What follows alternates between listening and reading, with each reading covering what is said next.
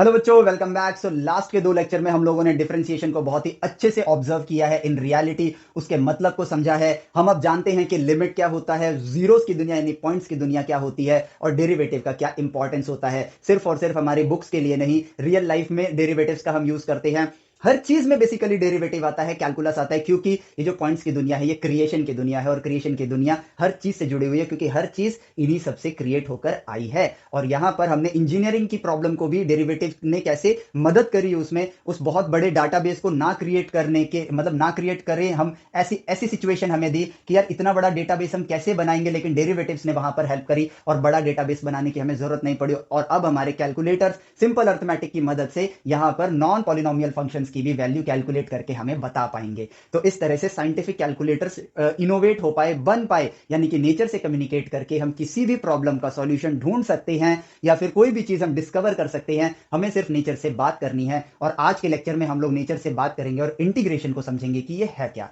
लेकिन इसकी शुरुआत हम लोग करेंगे यहां पर डिफरेंशिएशन को ही ऑब्जर्व करके, क्योंकि आगे चल के आपको पता चलेगा कि डिफरेंशिएशन का जो प्रोसेस है उसका उल्टा करना ही आपका इंटीग्रेशन होता है। लेकिन यहां पर हम इस तरह से नहीं पढ़ने वाले हैं कि बस आप इसको एंटी डेरिवेटिव मान लो, इसके ये फॉर्मूलाज होते हैं ऐसे समझ लो, इंटीग्रेशन करने से आपको एरिया अंडर द कर्व मिलेगा इसको समझ लो। नहीं, हम लोग आज के लेक्चर में जानेंगे कि कैसे हम लोगों ने इंटीग्रेशन को डिस्कवर किया, रियल लाइफ में इसका क्या लेना देना है, और क्यों इंटीग्रेशन करने से हमें एरिया अंडर द कर्व मिलता है। और यकीन मानो, आप ट्वेल्थ में हो तो ये आपको पढ़ना ही है, लेकिन वहां पर भी फॉर्मूलाज ही याद करवाई जाएंगे आपको। लेकिन आज के लेक्चर में आपको फॉर्मूलाज नहीं, रियलिटी ऑब्जर्व कराऊंगा। ड्रॉपर्स हो तो आप ऑलरेडी पढ़ चुके हो, और लेकिन अगर 11th ग्रेड में हो तो भी आपको इस बात को लेकर बिल्कुल चिंता करने की जरूरत नहीं है, क्योंकि ये इतना ईजी है कि अगर आप 10th ग्रेड में भी होते तो भी इस बात को बड़ी ही आसानी से समझ जाते। बस हम एक ही चीज नहीं करते हैं, नेचर से कम्युनिकेट। तो आज नेचर से कम्युनिकेट करते हैं और इंटीग्रेशन के ट्रू मीनिंग को समझते हैं आसान भाषा में। ठीक है, चलो तो उससे पहले हम लोग एक बार फंक्शन को देख लेते हैं, फंक्शन और रिलेशन क्या होता है।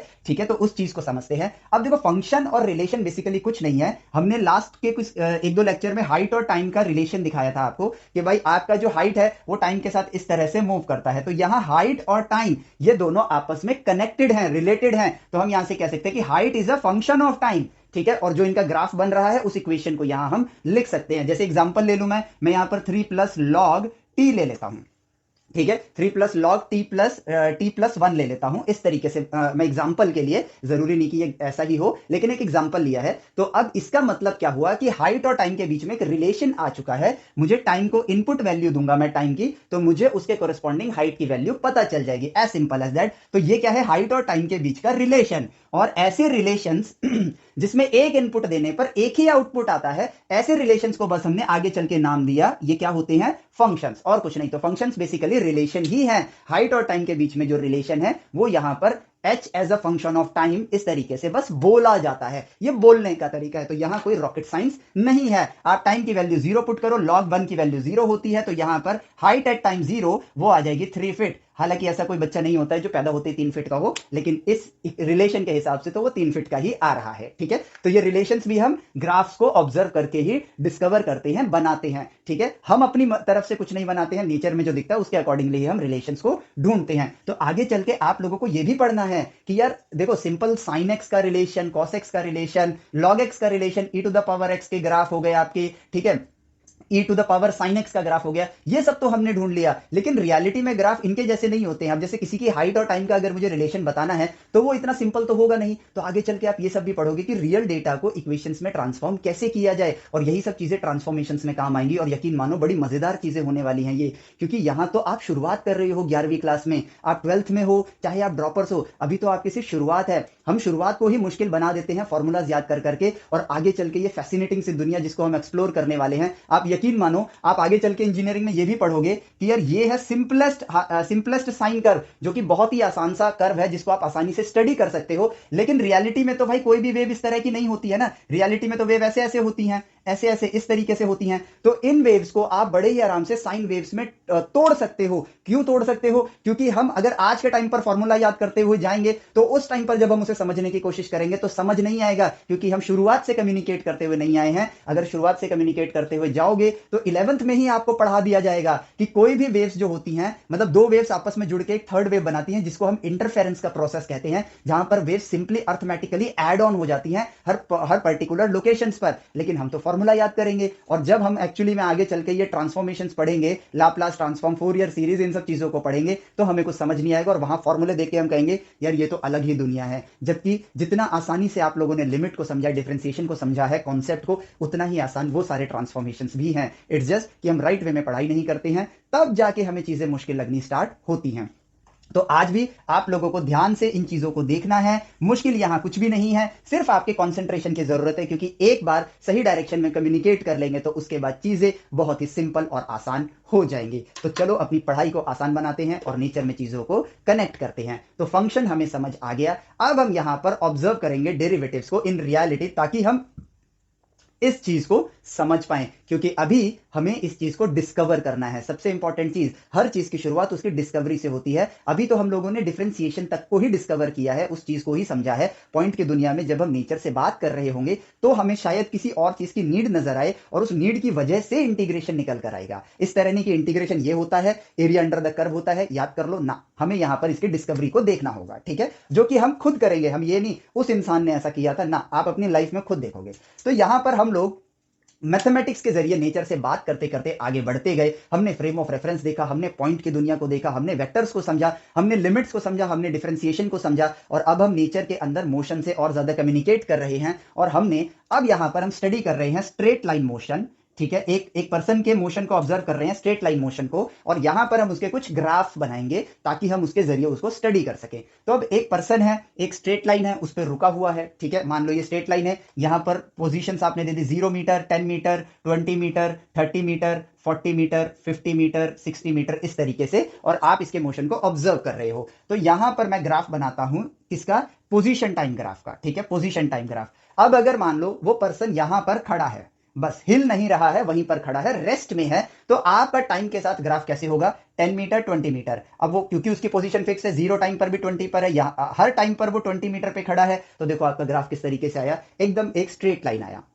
Now what is velocity? Velocity क्या होता है, change in position with respect to time, ठीक है, बट ये एवरेज वेलोसिटी होती है। वही अगर मैं पूछूं आपसे, ये एवरेज वेलोसिटी लिखूंगा क्योंकि ये दो पॉइंट के बीच में है और दो टाइम्स के बीच में है। लेकिन अगर मैं पूछूं इंस्टेंट वेलोसिटी, तो वो क्या होगा, rate of change of position with respect to time. और ये आप जानते हो, क्योंकि यहां पर मैं पूछ रहा हूं एक पर्टिकुलर पॉइंट ऑफ टाइम पर आपको वेलोसिटी बतानी है, जिसमें इसकी वैल्यू होगी 0/0, लेकिन रियलिटी को ऑब्जर्व करके हम इस वैल्यू को बताएंगे। तो इस परिस्थिति को आप ऑब्जर्व करो, रियलिटी में आपकी वेलोसिटी क्या है, 0। तो यहां पर 0/0 का आंसर क्या होगा, 0, यानी कि ये पर्सन की इंस्टेंट वेलोसिटी भी 0 मीटर पर सेकंड है। यही तो है आपका डिफरेंशिएशन। देखो कितना आसान सा टॉपिक है।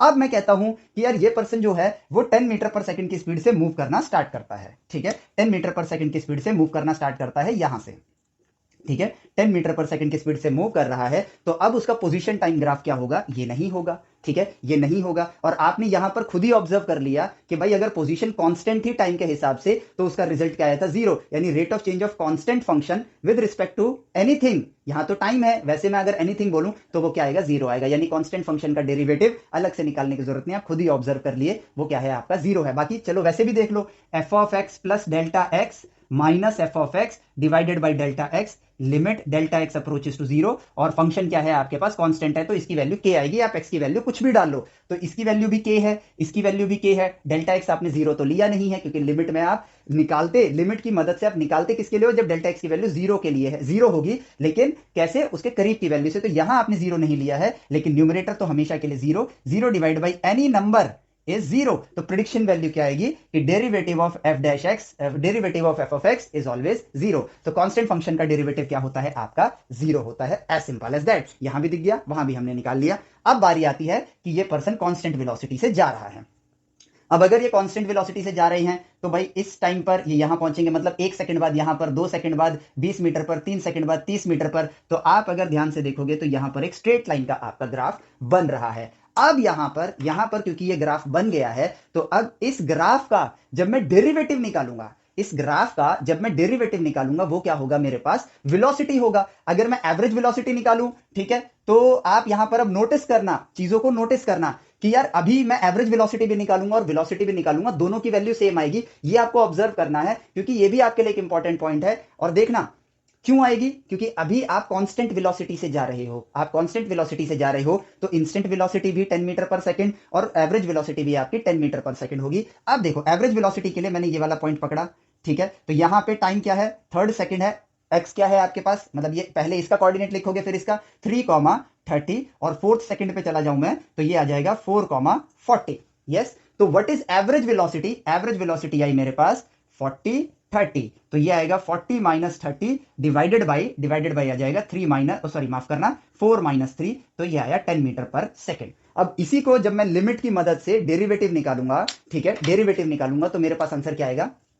ऑब्वियसली पहले मैंने यहां पर निकाला तो 10 आया, अब 3.5 सेकंड पर ले लेता हूं, ठीक है, पहली वैल्यू तो ये हो गई, अब 3.5 सेकंड पर ले लेता हूं तो यहां पर 35 होगा, यहां 30 होगा, यहां 3.5 होगा, यहां 3 होगा, अगेन आएगा देखो 10 मीटर पर सेकंड। अब अगर मैं 3.2 लेता हूं, 3.2 लेता हूं, ऑब्जर्व करता हूं तो यहां पर कितना होगा 32 final, initial 30 position, final position minus initial position, time 3.2 minus 3, तो यहां पर आ जाएगा 2, यहां पर आ जाएगा 0.2, अगेन आया 10 मीटर पर सेकंड। तो हर बार क्योंकि कांस्टेंट वेलोसिटी से जा रहे हो तो हर बार 10 मीटर पर सेकंड आएगा, तो आप प्रिडिक्ट कर सकते हो कि भाई उस पॉइंट पर इंस्टेंट जब आपका टाइम 3 सेकंड है तब आपकी वेलोसिटी क्या है 10 मीटर पर सेकंड, और सिंपली चेंज इन पोजीशन क्या होगा, चेंज इन टाइम वो होगा 0 डिवाइडेड बाय 0, और क्योंकि कांस्टेंट वेलोसिटी है आपकी तो इसकी वैल्यू क्या निकल कर आई 10 मीटर पर सेकंड, यही है आपका डेरिवेटिव। ठीक है, चलो अब हमारे पास डेरिवेटिव आ गया, तो वेलोसिटी मेरे पास आई 10 मीटर पर सेकंड। अब पॉइंट को समझना, वेलोसिटी क्या निकल कर आई 10 मीटर पर सेकंड। अब हम नेक्स्ट स्टेप पर चलते हैं, हम नेचर से बात कर रहे हैं, मोशन को ऑब्जर्व कर रहे हैं, ठीक है, तो अब हम यहां पर नेक्स्ट स्टेप पे चलते हैं। नेक्स्ट स्टेप क्या है, हमने पोजीशन टाइम ग्राफ देख लिया,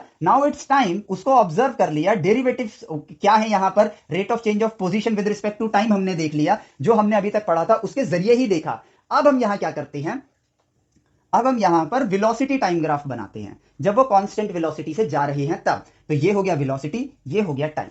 अब क्योंकि इनकी वेलोसिटी 10 मीटर पर सेकंड है, कांस्टेंट है, तो यहां पर एक वैल्यू लेता हूं मैं, यहां पर लेता हूं 10, और टाइम के साथ देखो जैसे पोजीशन टाइम ग्राफ बना था उसी तरीके से वेलोसिटी टाइम ग्राफ एक स्ट्रेट लाइन आ जाएगा। अब मैं अगर आपसे पूछता हूं कि 5 सेकंड्स में उन्होंने कितना डिस्टेंस ट्रेवल किया है, ये मुझे बताना है इस ग्राफ को देख के, तो मैं यहां पर कहूंगा कि यार 5 सेकंड में उन्होंने कितना डिस्टेंस ट्रेवल किया है, तो सिंपली 10 मीटर पर सेकंड उनकी वेलोसिटी है, मल्टीप्लाई 5 सेकंड, तो सेकंड से सेकंड कट जाएगा, 10 इंटू 5, 50 मीटर्स यहां पर रिजल्ट आ जाएगा। अब इसको ऑब्जर्व करो, 1 second, 2 second, 3 second, 4 second, 5 second, ठीक है, तो यहां पर 10 मल्टीप्लाई 5 करने पर मुझे क्या मिल रहा है, मेरा डिस्टेंस मैंने ट्रेवल किया है। और अगर मैं ग्राफ में देखूं तो इस वाली लाइन की लेंथ कितनी है 10, और इस वाली लाइन की लेंथ कितनी है 5, और इस रीजन को अगर मैं ज्योमेट्रिक फिगर की तरह देखूं तो इस रीजन का एरिया जो निकल कर आ रहा है, ठीक है, इस रीजन का एरिया जो निकल कर आ रहा है दैट इज आल्सो 50, क्योंकि यहां पर दिख रहा है लेंथ 5 है, ब्रेड्थ आपकी, सॉरी लेंथ 10 है, ब्रेड्थ आपकी 5 है, हालांकि ये बड़ा ये चौड़ा कर रखा है, ये छोटा कर रखा है, लेकिन लेंथ वाइज ये 10 है, लेंथ वाइज ये 5 है, तो यहां पर रिजल्ट क्या है 50।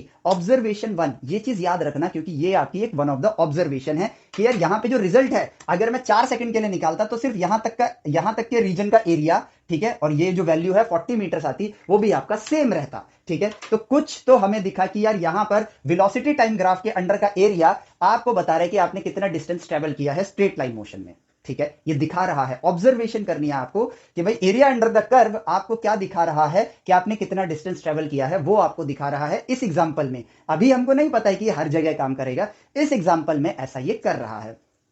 तो अब आगे हमने चीजों को स्टडी करना स्टार्ट किया और अपने आप से एक जेन्युइन क्वेश्चन पूछा हमने कि भाई यहां पर हमने जो ये वेलोसिटी टाइम ग्राफ बनाया है, बेसिकली ये वेलोसिटी है क्या, rate of change of position with respect to time, और यहां पर क्या है आपके पास टाइम है, ध्यान से देखना, ये क्या है डेरिवेटिव है पोजीशन का, वेलोसिटी क्या है डेरिवेटिव पोजीशन का, और यहां पर टाइम है, और अभी हम इस ग्राफ की मदद से क्या निकाल रहे हैं, डिस्प्लेसमेंट मैंने कितना ट्रेवल किया है, यानी कि चेंज इन पोजीशन, जो कि आपका डिस्टेंस कह लो, स्ट्रेट लाइन में तो आप डिस्टेंस बोल सकते हो, ठीक है, डिस्टेंस स्लैश डिस्प्लेसमेंट बोल लो, कोई बात नहीं, ठीक है, वो चीज आप ढूंढ रहे हो, वो चीज आप कैलकुलेट कर रहे हो।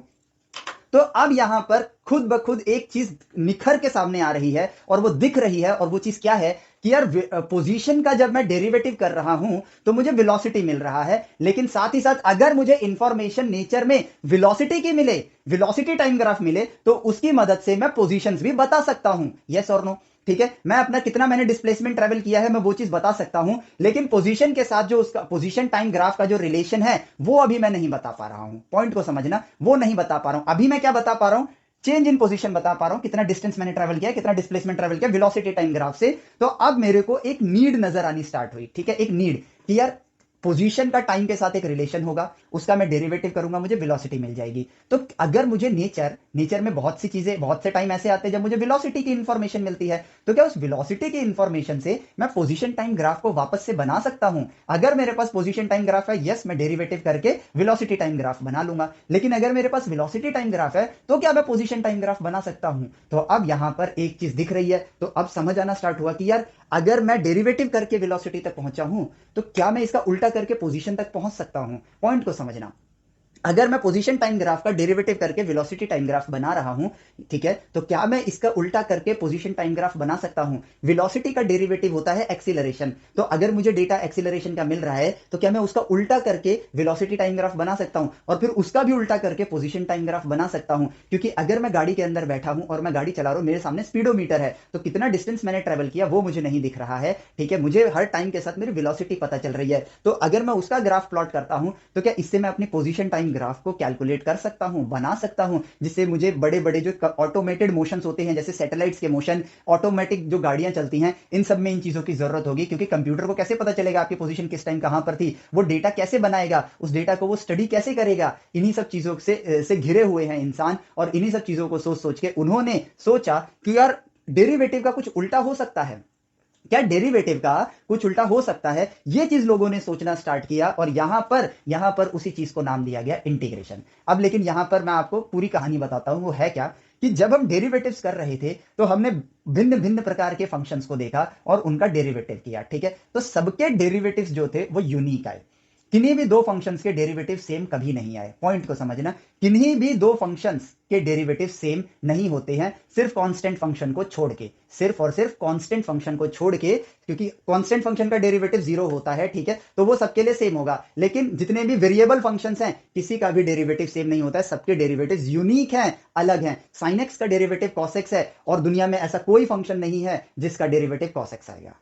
कांस्टेंट्स वाली बात को यहां पर हटा दो, कौन सारे कांस्टेंट्स का डेरिवेटिव 0 होता है, तो उसको हम साइड करते हैं। तो पॉइंट आता है, इस दुनिया में किसी के भी डेरिवेटिव सेम नहीं होते हैं। ये भी इंसानों ने नहीं बनाया है, हमने बहुत से डेरिवेटिव्स ढूंढे, बहुत से फंक्शंस देखे, सबके डेरिवेटिव किए, कभी भी किसी का भी डेरिवेटिव सेम नहीं आया। इट मींस नेचर ने हमें खुद इशारा किया है कि भाई आपको रिवर्स करने के लिए सिर्फ और सिर्फ डेरिवेटिव्स पता होने चाहिए कि भाई ये किसका डेरिवेटिव है। पॉइंट को अब समझना कि इंटीग्रेशन बेसिकली क्या बना, ये अब एक नया नाम जुड़ गया इस दुनिया में, जहां आपके पास अगर डेटा ऐसी चीज का है जो किसी का डेरिवेटिव है, तो आप उस फंक्शन को निकाल सकते हो। कैसे? क्योंकि सबके डेरिवेटिव्स यूनिक हैं। और यहां से हम इस पॉइंट को पकड़ेंगे, और वो पॉइंट क्या है कि यार अगर derivative of sine X with respect to X ये यूनिक है, cos x है, तो अगर कोई फंक्शन cos x है, तो उसका एंटी डेरिवेटिव sin x होगा। मान लो मैं यहां पर, मेरी वेलोसिटी क्या है, ठीक है, मेरी वेलोसिटी जो है कांस्टेंट है। मैं एग्जांपल लेता हूं इस फॉर्म में, मान लो मेरा velocity as a function of time है cos t। मैं इस तरीके से वेरी कर रहा हूं मैं अपनी वेलोसिटी को टाइम के साथ, ठीक है। तो मेरा position as a function of time क्या होगा? Simply sin t, as simple as that. क्यों? क्योंकि सिर्फ और सिर्फ साइन टी ही है जिसका डेरिवेटिव कॉस टी हो सकता है, और इसी को हम लोग बोलते हैं इंटीग्रेशन, जिसका एक नया नाम, एक और नाम आप दे सकते हो, एंटी डेरिवेटिव।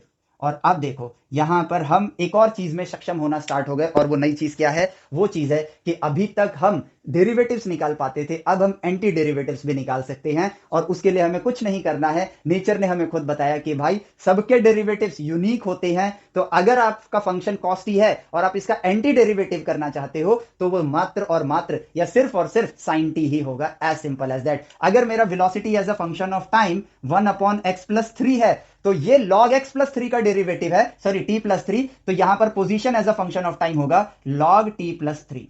यही होगा और कुछ नहीं हो सकता है, ठीक है, क्योंकि log t+3 का ही डेरिवेटिव 1/t+3 होगा, इसलिए इसका एंटी डेरिवेटिव इसके बराबर आएगा। Welcome to the concept of world of integration. Integration is basically just anti derivative, और कुछ नहीं है। तो अब हम किसी भी चीज का एंटी डेरिवेटिव निकाल सकते हैं, यानी कि इंटीग्रेशन का अपना कोई फॉर्मूला नहीं है, डिफरेंशिएशन में भी कोई फॉर्मूला नहीं है, they are observed results.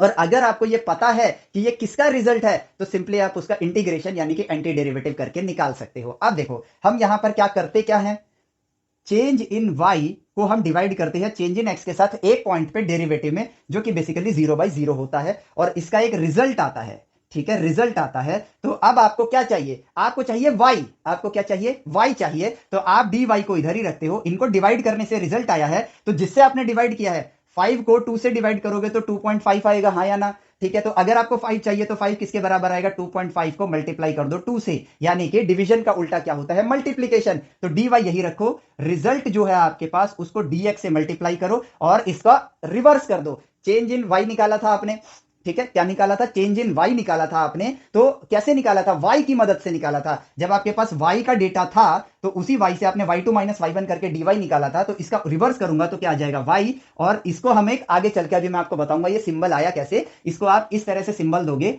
Result जो निकला था पहले डेरिवेटिव से मल्टीप्लाई dx। तो यहां पर ये सिंबल क्यों आया ये अभी थोड़ी देर में आपको पता चलेगा, लेकिन dx से क्यों मल्टीप्लाई कर रहे हो ये आपको समझ आ गया, क्योंकि भाई dy को dx से आपने डिवाइड किया है तो उसका रिवर्स क्या होगा? उस रिजल्ट से dx को आपको मल्टीप्लाई करना होगा। और यहां कुछ भी आपको सॉल्व नहीं करना है, ये पॉइंट सबसे ज्यादा इंपॉर्टेंट है। ये सिर्फ सिंबॉलिकली शो हो रहा है, यहां हमें कुछ सॉल्व नहीं करना है, इसको सिर्फ और सिर्फ शो करने के लिए कि भाई डेरिवेटिव डिवीजन है तो इंटीग्रेशन आपका मल्टीप्लीकेशन होगा। और देखो कैसे, derivative of sine x upon में dx is equal to cos x. ठीक है, so d sine x is equal to cos x dx। अब यहां पर सिंबल लगाते हैं इसका, ठीक है, यहां पर भी सिंबल लगेगा तो ये जो है ये क्या बन जाएगा? सिंपल साइन एक्स बन जाएगा, बिकॉज ये क्या है? चेंज इन साइन एक्स, वो आया किससे है? साइन एक्स से आया है, उल्टा कर दिया हमने, तो integration of cos x dx क्या हो गया? साइन एक्स हो गया। तो सिंपली अब यहां तक मैं इरेज करता हूं और अब आप इस चीज को रीड करो। Derivative of sine x cos x है तो इंटीग्रेशन ऑफ कॉस एक्स आपका साइन एक्स है। डेरिवेटिव ऑफ साइन एक्स करने के लिए आपने उसको dx से डिवाइड किया था, तो इंटीग्रेशन ऑफ cos x करने के लिए dx से आप मल्टीप्लाई करोगे। इंटीग्रेशन का सिंबल ये है, डेरिवेटिव के लिए d by d आपने यूज कर रखा है। Change at a point in sine x, change at a point in x, तो ये क्या हो गया? Integration of cos x sin x, यानी कि जस्ट उल्टा और कुछ नहीं। ठीक है, derivative of log x is equal to 1 upon x, तो integration of 1 upon x dx क्या हो जाएगा आपके पास? log x। काम खत्म। ठीक है, अभी इसके पीछे प्लस सी लिखते हैं, वो आप लोगों के लिए टास्क है, सोच के बताना ऐसा क्यों करते हैं। ठीक है, वैसे अभी फिजिक्स में उसकी इतनी नीड नहीं है, ठीक है, लेकिन क्योंकि मैथ्स में तो मैं वो आपको बताऊंगा ही, लेकिन आप सोचोगे तो आप थिंकर बनोगे। ठीक है, 1-2 लेक्चर के बाद मैं आपको उसके बारे में बता ही दूंगा, मैथ में आने से पहले ही मैं आपको बता दूंगा, लेकिन आपको सोचना है कि भाई यहां पर इस पे प्लस सी क्यों करते हैं, क्योंकि सोचोगे तभी सीखोगे। ठीक है, सो अब आप समझ गए इंटीग्रेशन क्या है? मात्र मात्र मात्र एंटी डेरिवेटिव, क्योंकि नेचर हमको वेलोसिटी के फॉर्म में, एक्सीलरेशन के फॉर्म में, या आप खुद सोचो ऐसी चीजें जिनका आप डेरिवेटिव निकाल रहे हो वो भी तो एक फंक्शन ही है, वो भी तो किसी ना किसी के साथ रिलेटेड ही है। तो अगर मुझे डेटा उस चीज का मिलेगा, जैसे कार्बन डेटिंग का हम एग्जांपल लेते हैं, हमें पता चलता है हमने उसको, जो कार्बन डेटिंग कह रहा हूं सॉरी, ये जो रेडियो एक्टिव डीके होता है, ठीक है, रेडियो एक्टिव जो डीके होता है, हमें उसमें एक हम जो ऑब्जर्व कर पाए लैब्स के अंदर, वो ये ऑब्जर्व कर पाए कि जो rate of change of mass है विद रिस्पेक्ट टू टाइम वो प्रोपोर्शनल है उसके प्रेजेंट मास के। ये क्या है? लैब में ऑब्जर्व किया गया डेटा है। तो हमें क्या पता चला? हमें इंफॉर्मेशन नेचर ने किसकी दी? एक डेरिवेटिव की इंफॉर्मेशन दी। So what is mass as a function of time? इसका एंटी डेरिवेटिव। तो डीएम क्या किसके बराबर निकल कर आता है यहां पर? इसका जो एंटी डेरिवेटिव है जब हम वो निकालेंगे तो वो क्या निकल कर आएगा? ln m। ये मैं आपको मैथमेटिक्स में बताऊंगा, अभी मैं डायरेक्ट इंटीग्रेशन कर रहा हूं इसका। ठीक है, इज इक्वल टू टी, तो mass as a function of time क्या आएगा? e की पावर t प्लस में यहां पर कोई a लगा दो, कांस्टेंट। ठीक है, एक कांस्टेंट आता है, mass as a function of time, ये निकल कर आता है। तो ये एग्जांपल के फॉर्म में है, इसको जस्ट आप इस तरह से लो। नेचर ने हमको इसका डेटा दिया, इसका एंटी डेरिवेटिव करके हमने mass as a function of time निकाला। तो आज जो टाइम है उस टाइम पर कितना मास है ये देख लिया, और इसके जरिए हमने ये बताया कि उस टाइम पर कितना मास रहा होगा। तो भाई जो जो ये करते हैं ना, कार्बन डेटिंग करते हैं, तो उसमें कार्बन 14 जो एलिमेंट होता है बोन्स के अंदर, उसका ये देखा जाता है कि अभी उसमें कितना मास है प्रेजेंट। आपके पास mass as a function of time आ गया। ठीक है, और यूजुअली ह्यूमंस के अंदर जब वो पैदा होते हैं तो उसमें कितना कार्बन 14 होता है। तो भाई आज इतना बचा है। ठीक है, तो यानी कि आज इतना बचा है, तो इसका मतलब इस बॉडी को डीके होते होते होते आज इसमें इतना बचा है, तो कितने साल पहले इसमें उतनी मात्रा होगी जितनी एक न्यू बॉर्न बेबी के अंदर होती है। इससे पता लगाया जाता है कि ये जो मम्मी हमें मिला है ये कितने साल पुरानी है। देखो, मैथमेटिक्स के जरिए आप किसी की भी एज बता पाते हो। तो ये है, नेचर से कम्युनिकेट करके रियल लाइफ प्रैक्टिकल प्रॉब्लम्स को हम लोग यहां पर सॉल्व करते हैं। ठीक है, चलो तो अब देखते हैं हम लोग ऑब्जर्वेशन। हमें अगेन ऑब्जर्वेशन ही करनी है। तो हमने ऑब्जर्व किया कि नेचर में हमको डेटा डेरिवेटिव्स के जरिए जो फंक्शन बन रहे हैं उनका भी मिलता है। अगर मुझे इंफॉर्मेशन एक्सीलरेशन की मिल रही है तो मैं एंटी डेरिवेटिव करके वेलोसिटी निकालूंगा। वेलोसिटी का पता है मुझे डेटा, तो मैं उसका एंटी डेरिवेटिव करके यानी कि इंटीग्रेशन करके मैं पोजीशन टाइम ग्राफ को बता सकता हूं। और ये कुछ नहीं है, मात्र मात्र मात्र एंटी डेरिवेटिव यानी डिफरेंशिएशन का उल्टा। अब यहां पर टाइम के साथ एक ऑब्जर्वेशन होनी स्टार्ट हुई। जो ऑब्जर्वेशन आपने यहां करी थी कि भाई ये वेलोसिटी है, ये टाइम है, ठीक है। अब यहां पर जो एरिया अंडर द कर्व निकल कर आया वो आपके डिस्टेंस ट्रेवल्ड के बराबर था, यानी चेंज इन पोजीशन के बराबर था। मान लो आप 0 पोजीशन पे थे, 40th पोजीशन पे गए तो 40 माइनस 0 आपके पास 40 आया, यानी कि एरिया अंडर द कर्व भी एंटी डेरिवेटिव के बराबर की वैल्यू दे रहा है। पॉइंट को समझना, एरिया अंडर द कर्व भी पोजीशन के साथ कनेक्टेड हो सकता है। अभी ये नहीं कहा होगा, हो सकता है, क्योंकि जब मैं टाइम को 5 सेकंड लूंगा तो आंसर 50 आएगा, 4 सेकंड लूंगा तो आंसर 40 आएगा, 3 सेकंड लूंगा तो एरिया भी 30 आएगा, और आपने पोजीशन ट्रेवल्ड जो डिस्टेंस ट्रेवल किया है वो भी 30 मीटर ही होगा। 2 सेकंड लूंगा तो आपने डिस्टेंस बीसी ट्रेवल किया होगा, क्योंकि आपकी वेलोसिटी तो 10 मीटर पर सेकंड है, तो यहां पर भी उतना ही आएगा। तो एरिया को अगर मैं देखूं टाइम के साथ रिलेट करके कि भाई एरिया 1 सेकंड में जितना है उतना ही आपने डिस्टेंस ट्रेवल किया है, 2 सेकंड में जितना एरिया है उतना आपने डिस्टेंस ट्रेवल किया है, 3 सेकंड में जितना एरिया है उतना ही आपने डिस्टेंस ट्रेवल किया है। और ये हम ह्यूमंस ने नहीं बनाया है, ये तो मैं ऑब्जर्व कर सकता हूं। तो जो इंसान पहली बार इसको देख रहे थे उन्होंने भी इस चीज को ऑब्जर्व किया और उनके दिमाग में ये बस स्ट्राइक करी कि भाई हो ना हो कुछ ना कुछ तो है इनके बीच में कनेक्शन। ठीक है, अभी पता नहीं है, चलो थोड़ा और एक्सप्लोर करते हैं।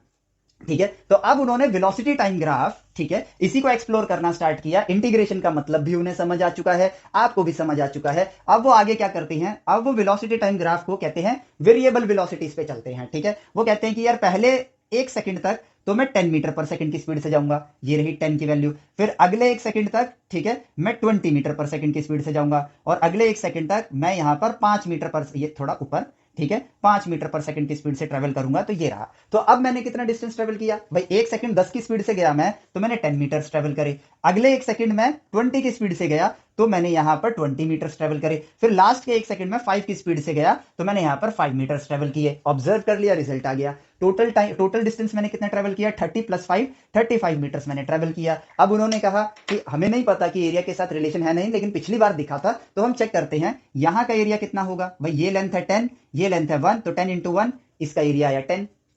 ये लेंथ है 20, ये लेंथ है 1, तो इसका एरिया है 20। ये लेंथ है 5, ये लेंथ है 1, तो इसका एरिया है 5।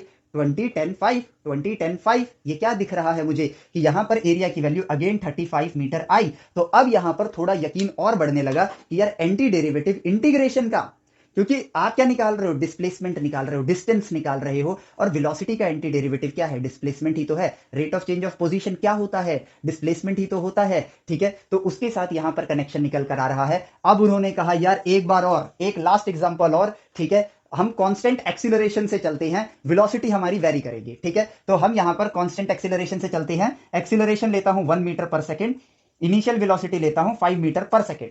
ठीक है, वेलोसिटी, इनिशियल वेलोसिटी लेता हूं 5 मीटर पर सेकंड, टाइम को लेता हूं मैं 5 सेकंड्स का। ठीक है, तो फाइनल वेलोसिटी मेरी क्या होगी, तो मैं यहां पर वेलोसिटी टाइम ग्राफ बनाता हूं। ठीक है, क्या बनाता हूं, वेलोसिटी टाइम ग्राफ बनाता हूं। तो जब टाइम की वैल्यू 0 है तो मेरी इनिशियल वेलोसिटी है 5 मीटर पर सेकंड, ये है वेलोसिटी, ये है टाइम। आफ्टर 5 सेकंड्स मेरी वेलोसिटी क्या होगी, ये फॉर्मूलाज तो हमने 10th में देखे हैं, इसलिए मैं इनको यूज कर सकता हूं। ठीक है, v फाइनल वेलोसिटी, u मेरे पास 5 है, एक्सीलरेशन 1 है, टाइम मेरे पास 5 सेकंड है, तो ये आ गया 10 मीटर पर सेकंड। ठीक है, तो 5 का डबल 10 यहां पर कर देता हूं, 10 मीटर पर सेकंड। ये है 1 2 3 4 5। ठीक है, तो यहां से बढ़ूंगा, ये रहा, ये रहा, तो ये रहा मेरे पास वेलोसिटी टाइम ग्राफ। ठीक है, ये आ गया मेरे पास वेलोसिटी टाइम ग्राफ, वो इस तरीके से है। अब मैं जानना चाहता हूं कि भाई मैंने डिस्टेंस कितना ट्रेवल किया है। ठीक है, तो मैं यहां पर अपने उस फॉर्मूले से V square is equal to U square plus 2as वाले फॉर्मूले से मैं पहले अपना डिस्टेंस निकाल लेता हूं कि मैंने कितना ट्रेवल किया है। 10 का square 100 is equal to U का स्क्वायर यानी कि 5 का square 25 plus 2 into acceleration 1, distance travelled मुझे पता नहीं है, निकालूंगा। तो 100 माइनस 25, 75 अपॉन में 2, ये मैंने डिस्टेंस ट्रेवल किया है। एस मतलब डिस्टेंस ट्रेवल। ठीक है, 75 अपॉन में 2 मीटर्स का मैंने यहां पर डिस्टेंस ट्रेवल किया है। अब मेरा दिमाग जा रहा है, ध्यान जा रहा है कि ये रहा मेरे पास मेरा ग्राफ। ठीक है, और मैं यहां पर इसको ऑब्जर्व करता हूं, ज्योमेट्रिक फिगर में ट्रांसफॉर्म करता हूं, तो ये लेंथ है 5, ये लेंथ है 5, 5 सेकंड। ठीक है, 5 सेकंड 5 मीटर पर सेकंड, तो 5 इंटू 5, यहां तक का एरिया कितना हो गया मेरे पास, यहां तक का एरिया हो गया 25। ठीक है, चलो अब इसका एरिया देखते हैं। तो भाई ये लेंथ कितनी है, 10 माइनस 5 5, तो ये लेंथ हो गई मेरे पास 5, ये लेंथ हो गई मेरे पास 5। ठीक है, अब क्योंकि ये ट्राइंगल है तो यहां पर बेस लेंथ 5 है, हाइट की लेंथ 5 है, तो ये half into base into height हो जाएगा, यानी कि इसकी लेंथ हो गई 25 अपॉन में 2। तो टोटल अगर मैं एरिया देखूं तो टोटल एरिया मेरे पास कितना आ रहा है, 25 प्लस 25 अपॉन में 2। तो इसको इससे मल्टीप्लाई करूंगा, 50 प्लस 25, अरे वाह, ये क्या निकल कर आया, 75 अपॉन में 2, और डिस्टेंस ट्रेवल्ड मेरा 75 अपॉन में 2 है। अब उनको पूरा यकीन हो गया कि इंटीग्रेशन एंटी डेरिवेटिव तो है, लेकिन integration area under the curve के साथ भी जुड़ा हुआ है।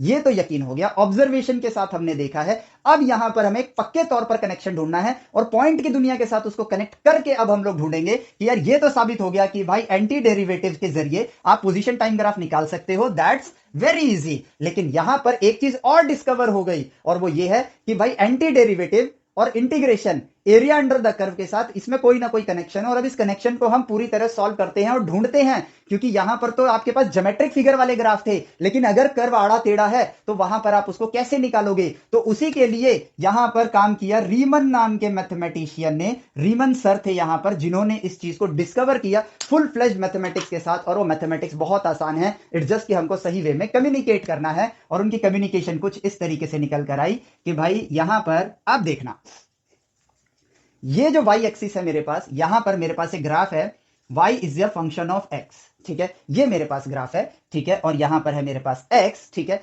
अब यहां पर सिंपली आप ये नोटिस करो कि भाई ये जो y है ये किसी का डेरिवेटिव है, ये किसी का डेरिवेटिव है। तो बेसिकली मान लो hx नाम का एक फंक्शन है जिसका जब मैंने डेरिवेटिव किया तो वो किसके बराबर आया, y के बराबर आया। यस, अब यहां पर y अगर hx का डेरिवेटिव है, ठीक है, y अगर hx का डेरिवेटिव है तो ये किसके बराबर होगा, limit delta x approaches to zero hx plus delta x minus hx whole divided by delta x, ये इसके बराबर होगा। यस और no, y is a function of x है आपके पास, सॉरी y hx का डेरिवेटिव है, तो ये रहा मेरे पास डेरिवेटिव। इसको लिख लो ऑब्जर्वेशन नंबर 1, ठीक है। ये उन्होंने लिख लिया, जो जो उन्हें पहले से पता था उस चीज को लिख के वो रेडी थे। अब उन्होंने कहा कि भाई इसका जो रिजल्ट आया है उस रिजल्ट को जब हमने प्लॉट किया तो इस तरह का एक कर्वेचर बन रहा है, इस तरह का एक कर्वेचर बन रहा है। अब स्टडी कैसे करी जाती है, नेचर से बात किया जाता है और बात करने के लिए आपको नेचर को ऑब्जर्व करना है, ठीक है। तो उन्होंने ऑब्जर्व किया और ये देखा कि यार अगर मैं एक्स में आगे बढ़ रहा हूं और यहां तक का एरिया देखूं, जहां तक मैं एक्स में आया वहां तक का एरिया देखा,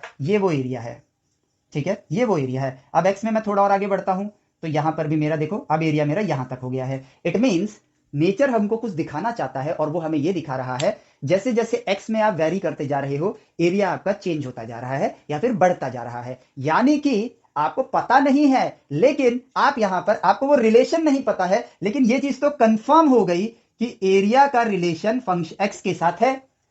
आपको इसका इक्वेशन नहीं पता है, मान लो आप ये कह रहे हो y is a function of x, जिसको आप लिख सकते हो कि ये log x है, e to the power x है, sin x है। आपको ये नहीं पता है कि वो रिलेशन क्या है, लेकिन ये पता है कि y फंक्शन ऑफ x है। सिमिलरली यहां पर मुझे area as a function of x का मतलब इक्वेशन क्या है ये नहीं पता चला अभी, लेकिन ये कंफर्म हो गया कि एरिया का x के साथ रिलेशन है, क्योंकि x वेरी कर रहा है तो एरिया वेरी कर रहा है। यस और नो, तो अभी हम उसको सिंबॉलिकली बस ये लिखते हैं, चलो भाई फंक्शन नहीं पता लेकिन एरिया x के साथ एक रिलेशन है, ठीक है। अब उन्होंने क्या किया, अब उन्होंने कहा यार एक पर्टिकुलर एक्स तक पहुंचते हैं, चलो यहां तक का एरिया लेता हूं मैं, क्योंकि एरिया का एक्स के साथ रिलेशन है तो मैं यहां पर कह सकता हूं कि यहां तक का एरिया कितना होगा, यहां तक का एरिया कितना होगा, एरिया टिल एक्स, मतलब यहां x है तो यहां तक का एरिया क्या होगा, area as a function of x, x की वैल्यू डालेंगे यहां तक का एरिया आ जाएगा, हालांकि मुझे वो फंक्शन नहीं पता है, ठीक है। तो फिर उन्होंने वही जो लिमिट की दुनिया में हम करते हैं, छोटी सा एक डिस्टेंस लिया, डेल्टा एक्स लिया उन्होंने, तो यहां पर अगर कोऑर्डिनेट x है, ये गैप है डेल्टा एक्स का, तो यहां पर कोऑर्डिनेट क्या हो जाएगा आपके पास, x प्लस डेल्टा एक्स हो जाएगा। तो यहां तक का एरिया कितना होगा, यहां तक का एरिया ऑब्वियसली अगर वहां तक का एरिया ax है तो यहां तक का एरिया हो जाएगा ax plus delta X, as simple as that. तो उन्होंने कहा कि यार अब एक बात बताओ, यहां तक का एरिया है ax प्लस डेल्टा एक्स और यहां तक का एरिया है ax, तो इन दोनों के बीच का एरिया कितना होगा, यानी कि ये रीजन का एरिया कितना होगा।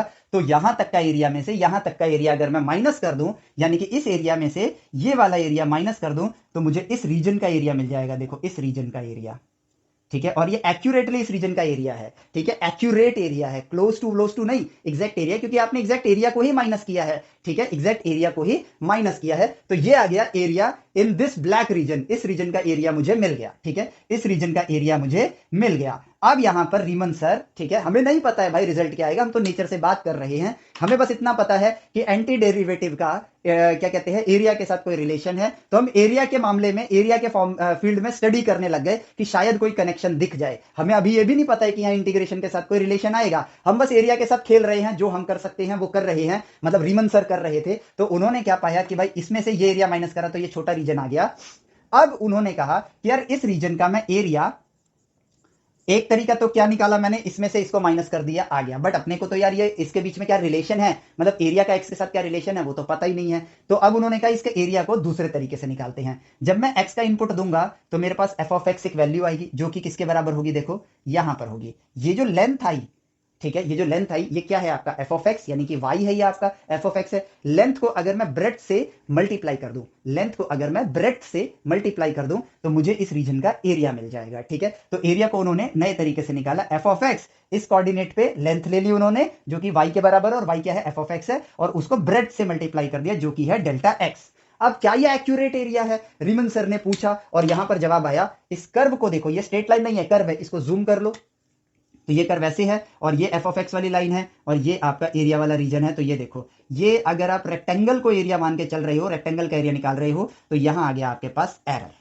क्या आ गया, एरर आ गया। अब उन्होंने कहा कि यार एरर आ गया, यानी कि ये इक्वल नहीं है, ये अप्रोक्सीमेटली इक्वल है F of x delta x के, मतलब उसके करीब की वैल्यू दे रहा है लेकिन एग्जैक्ट इक्वल नहीं है। ठीक है, चलो उन्होंने कहा हाँ यार एग्जैक्ट इक्वल तो नहीं है, तो उन्होंने कहा एक काम करते हैं कि भाई ये जो डेल्टा एक्स की लेंथ थी ना, जो ये गैप था डेल्टा एक्स का, इसको और कम कर देते हैं। ठीक है, कम किया। जूम्ड पार्ट में देखो, जब मैं इस गैप को थोड़ा कम करूंगा तो अब मुझे इस और छोटी रीजन का एरिया निकाला उन्होंने। ठीक है, तो जैसे यहां पर आप देख रहे हो अब इतना एरर जो है और वो कम हो गया, एरर आपका रिड्यूस हो गया। तो इस तरह से उन्होंने क्या किया, डेल्टा एक्स को और छोटा किया, और छोटा किया, और एरर कम होगा, और छोटा करेंगे तो और एरर कम होगा, लेकिन एरर हमेशा रहेगा क्योंकि ये जो कर्व है ना ये स्ट्रेट लाइन नहीं है, ये नीचे की तरफ बेंड हो रहा है। आप जूम करते जाओ करते जाओ करते जाओ, आप जीरो एरर कभी नहीं ला पाओगे, आप जीरो एरर कभी नहीं ला पाओगे। लेकिन एक चीज आप कर सकते हो जीरो एरर लाने के लिए, आप जीरो एरर तभी ला सकते हो जब डेल्टा एक्स की वैल्यू एग्जैक्टली क्या हो, जीरो हो। अब उन्होंने कहा हाँ यार ये तो बात सही है, अगर डेल्टा एक्स की वैल्यू एग्जैक्टली जीरो होगी तो मेरा एरर जीरो होगा, वरना कभी भी एरर जीरो नहीं हो सकता है। ये पॉइंट को पकड़ना, delta X close to zero पे भी एरर रहेगा। तो ऐसा कभी, ये जो हम बोल देते हैं ना कि इतना छोटा कर दो इतना छोटा कर दो, छोटी लेंथ को dx बोलते हैं, ऐसा नहीं होता है। dx आपका एग्जैक्ट जीरो है। ठीक है, तो यहां पर भी आप चाहे कितना ही छोटा कर दो, दो पॉइंट के बीच में इनफाइनाइट पॉइंट्स होते हैं, एरर हमेशा रहेगा। तो आप एरर फ्री उसको तभी कर सकते हो, ट्रू एरिया तभी बता सकते हो जब आपके लिए डेल्टा एक्स की वैल्यू जीरो हो, और डेल्टा एक्स की वैल्यू जीरो रख के आप सॉल्व कर नहीं सकते। लेकिन ऐसी दुनिया में सॉल्यूशंस कैसे निकाला जाता है, लिमिट के माध्यम से निकाला जाता है। तो यहां पर इस चीज को देखो, यह है एग्जैक्ट एरिया, यह है अप्रोक्सीमेट एरिया। तो यहां पे मैं लिख सकता हूं कि F of X is equal to, sorry, approximately equal to A X plus delta x minus A X whole divided by, ये जो डेल्टा एक्स मल्टीप्लाई में है यहां से मैं उठा के यहां डिवीजन में ले आया। एक्यूरेसी तभी आएगी जब डेल्टा एक्स की वैल्यू जीरो होगी, डेल्टा एक्स की वैल्यू जीरो होगी। तो अब जरा एक बात को फील करो, एक लाइन किस चीज से बना है, ये एक एडिशनल पॉइंट है जो आपको डीपली कनेक्ट करेगा। एक लाइन किससे बनता है, पॉइंट से। पॉइंट की कोई लेंथ नहीं होती है। ठीक है, तो इसकी लेंथ है लेकिन इसकी ब्रेड्थ क्या होगी, जीरो होगी। पॉइंट को समझना, तो जब डेल्टा एक्स आपका जीरो हो जाएगा तो यहां पर सिर्फ एक लाइन बचेगी क्योंकि ब्रेड्थ आपकी जीरो है, ब्रेड्थ आपकी जीरो है। यानी कि लाइन में क्या होता है, total number of points. Line क्या है, total number of infinite points. Area क्या है, total number of infinite points. But जब तक आपके पास डेल्टा एक्स की एक विड्थ है, जब तक डेल्टा एक्स की विड्थ है आपके पास एरर है। लेकिन जब डेल्टा एक्स की विड्थ खत्म हो जाएगी तो यहां क्या मिलेगा आपको, एक लाइन मिलेगी। पॉइंट को समझना, एक लाइन मिलेगी, और वो चीज आप सॉल्व डायरेक्टली नहीं कर सकते हो। तो उसके लिए आप यहां पर अभी तक तो अप्रोक्सीमेट लगा रहे हो, लेकिन आप इक्वल टू लगाने के सक्षम बन चुके हो क्योंकि आपने पॉइंट की दुनिया को ऑलरेडी स्टडी किया है। Limit delta x approaches to zero, limit के माध्यम से मैं डेल्टा एक्स की वैल्यू जब जीरो होगी तब यहां पर इसकी वैल्यू क्या होगी, सिर्फ लाइन होगी। और पॉइंट को नोट करो, ये लाइन की लेंथ कितनी है, एफ ऑफ एक्स के बराबर है। See this, F of X is equal to दोनों पॉइंट के बीच का एरिया। अब डेल्टा एक्स तो जीरो की तरफ जा रहा है, यानी कि इस एरिया में से ये एरिया माइनस करूंगा तो ये आ रहा है, लेकिन डेल्टा एक्स को अगर मैं जीरो कर दूंगा तो सिर्फ और सिर्फ ये लाइन ही मिलेगी आपको। ठीक है, और वही मिल रहा है। लेकिन अब यहां पर एक और कमाल की चीज हो गई। ठीक है, ध्यान से देखो, आपको एक चीज नजर आएगी। What is this, F of X, Y. F of X किसके बराबर है, वाई के बराबर है। और वाई किसके बराबर है, वाई आपका एच एक्स का डेरिवेटिव था। जरा इन दोनों को साथ में रख लेते हैं। Y is equal to F of X, जो कि किसके बराबर है, limit delta x approaches to zero H of x plus delta x minus H of X whole divided by delta X. Discovery, हमने कुछ डिराइव नहीं किया, नेचर ने जवाब दिया। और जवाब देखो कितना सिंपल सा है कि ये जो फंक्शन है, ये एरिया का जो फंक्शन है जो हमें पता नहीं है, उसके डेरिवेटिव के बराबर है। क्योंकि ये किसका फॉर्मूला बन गया, घुमाते फिराते, rate of change of area with respect to x. Area at x plus delta x minus area at x divided by delta x. ये किसका फॉर्मूला है? Rate of change of area with respect to x. और ये किसका formula है? Rate of change of h x with respect to x. और ये दोनों सेम है।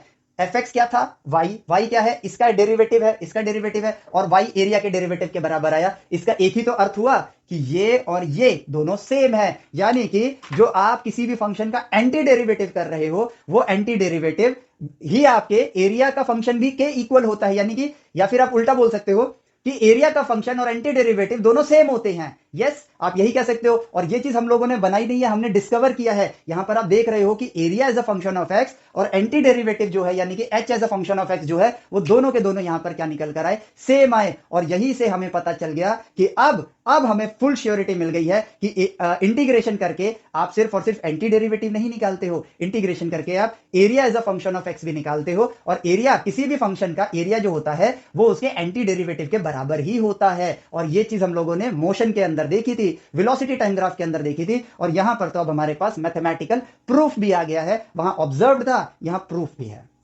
और ये प्रूफ भी हमने नेचर से ऑब्जर्व किया है। और हां, यहां पर आपको एक लाइन मिली जब डेल्टा एक्स की वैल्यू 0 हुई, क्योंकि एरर आप तभी गायब कर सकते हो। तो इस मिथ के सहारे मत बढ़ना कि यार बहुत छोटे गैप को डीएक्स बोलते हैं। नहीं, डीएक्स आपका एग्जैक्ट 0 होता है, क्योंकि बहुत जगह, हर जगह यही पढ़ाया जा रहा है। इस वजह से हमें आगे चल के बहुत दिक्कत होती है। अभी तो हम फॉर्मूलाज के जरिए क्वेश्चंस कर लेते हैं, लेकिन इंजीनियर बनने में हमें सबसे बड़ी प्रॉब्लम आती है। गलत मीनिंग के साथ जाएंगे तो आगे गलती ही करेंगे। और यहां पर तो जब आप इसको छोटा गैप मान लोगे तो एरर रहेगा, और आपकी मेजरमेंट में अगर एरर रहेगा तो फाइनल प्रोडक्ट उसकी वजह से आएगा। क्या बोलते हैं, हिट एंड ट्रायल पे ही चल रहा होगा, आप उसको एग्जैक्ट वे में नहीं बना पा रहे होगे। यस, ठीक है। सो देखो कितना आसान है। तो हमने जो डिस्कवर किया वो अपने आप में कितनी बेहतरीन सी चीज है, और वो कितनी इंपॉर्टेंट और कितनी आसान है कि एरिया अंडर द कर्व और इंटीग्रेशन दोनों सेम है, दोनों के दोनों सेम है। यानी कि एरिया का जो फंक्शन है, एरिया जो फंक्शन आपका निकल कर आ रहा है, इस फंक्शन के एंटी डेरिवेटिव के ही इक्वल होगा। ठीक है, एज सिंपल एज दैट। बस यही है वो कहानी जो रीमन सर ने ढूंढी थी। और यहां पर अब हमें पता है कि भाई अगर हमसे कहा जाता है ना कि ट्रिक याद कर लो, अच्छा एरिया अंडर द कर्व निकाल दो, आपने पोजीशन बता दी, सॉरी डिस्प्लेसमेंट बता दी, तो ऐसा काम आपको करने की जरूरत नहीं है। और अब देखो, अब अगर मैं यहां से लेकर, मान लो ये ए पॉइंट है, ये बी पॉइंट है, इन दोनों के बीच का अगर एरिया निकालना चाहता हूं, ठीक है, लॉजिकली समझना, तो इंटीग्रेशन ऑफ वाई जिसको मैं कैसे लिखूंगा, integration of F X dx ये करूंगा तो इससे मुझे क्या मिलेगा? Area as a function of X मिलेगा। हाँ या ना? अब लॉजिकली देखो, मुझे b और a के बीच का एरिया निकालना है, तो मैं क्या करूंगा? एरिया टिल b निकालूंगा, क्योंकि मेरे पास area as a function of x आ गया इंटीग्रेशन करके। ठीक है, और उसमें से एरिया टिल a माइनस कर दूंगा। यस और नो? तो ये देखो, ये क्या आ जाएगा? इन दोनों के बीच का एरिया। तो अब यहां पर इसी चीज को उन्होंने इसके साथ उठा के मर्ज कर दिया और बोला ए से बी तक का एरिया निकालो। तो जो आपके पास ये रिजल्ट आएगा उसमें लिख देना ए से लेकर बी तक, ये सिंबॉलिक है बस। और यहां पर कर देना area till b minus area till a. काम खत्म, हो गया आपका काम। ठीक है, और अब जब आप सिर्फ एंटी डेरिवेटिव कर रहे हो, मतलब ये और ये नहीं लिखा है, तो आपने area as a function of X निकाला है, मतलब एक्स की वैल्यू जहां मन चाहे वहां तक पुट करो, आपको एरिया मिल जाएगा। इसको नाम दे दिया कि ये इनडेफिनेट इंटीग्रल है। और जब आप लिमिट्स लगा के, यानी कि ए से लेकर बी तक कर रहे हो, तो आप एक डेफिनेट रीजन में काम कर रहे हो, इसका नाम रख दिया डेफिनेट इंटीग्रल। और हम लोग मैथमेटिक्स की दुनिया में हवा बनाए पड़े हैं, इनडेफिनेट इंटीग्रल, डेफिनेट इंटीग्रल, फलाना ढिमका, ऐसे डरा डरा के पढ़ते हैं ना हम लोग कैलकुलस को, जैसे कि कोई भूत, मतलब एक हॉरर प्लेस हो। बट है तो ये कितना सिंपल सी चीज ना यार, पॉइंट्स को काउंट करना है, पॉइंट्स की दुनिया है। ठीक है, कैलकुलेशन तो आप यहां कर ही नहीं सकते हो। आप खुद देखो, आप पॉइंट की दुनिया में कोई भी मेजरमेंट उठा लो, सब जीरो है। रियलिटी को ऑब्जर्व करके लिमिट के जरिए उनकी वैल्यू बताते हो। डेरिवेटिव्स क्या है? लिमिट्स ही हैं, जिसमें बस आप रेशियो निकालते हो, जिसमें एक की चेंज को दूसरे के चेंज से कंपेयर करते हो। Rate of change of one thing with respect to another thing at a point, वो आपका डेरिवेटिव बन गया। नेचर में आपको डेरिवेटिव्स का डेटा मिल रहा है, जैसे वेलोसिटी जो कि rate of change of position with respect to time है, उसका डेटा मिल रहा है, तो उसका एंटी डेरिवेटिव कर सकते हो आप, क्योंकि सबके डेरिवेटिव्स यूनिक होते हैं। तो एंटी डेरिवेटिव में तो आपको कुछ करना ही नहीं है।